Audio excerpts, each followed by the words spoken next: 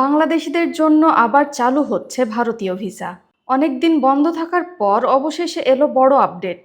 দীর্ঘদিন ধরে বিশেষ করে ট্যুরিস্ট ভিসা বন্ধ থাকায় বিপাকে ছিলেন হাজার হাজার বাংলাদেশি।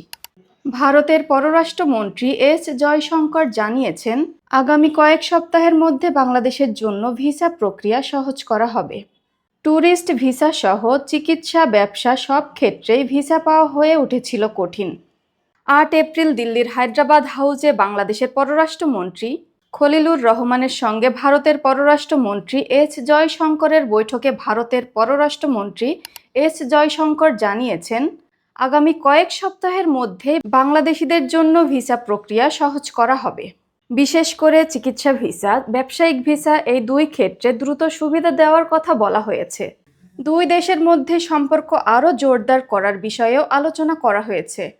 ভারত ইতোমধ্যে ইঙ্গিত দিয়েছে, বাংলাদেশি রোগীদের জন্য দ্রুততম সময়ে চিকিৎসা ভিসা দেওয়ার দিকে তারা গুরুত্ব দিচ্ছে। তবে এখনও ট্যুরিস্ট ভিসা নিয়ে কোনো ঘোষণা আসেনি। চিকিৎসা ভিসা, ব্যবসায়িক ভিসা প্রক্রিয়া সহজ করা হবে শুধু বলা হয়েছে। এখনও পুরোপুরি ভিসা চালু হয়নি, সেটাও হতে পারে আগামী কয়েক সপ্তাহের মধ্যে। এখন প্রশ্ন আসে, তাহলে কি ধীরে ধীরে সব ধরনের ভিসাই চালু হতে পারে? আপনারা যারা ভারত যাওয়ার পরিকল্পনা করছেন, আপনার কি মনে হয়? কমেন্টে জানান।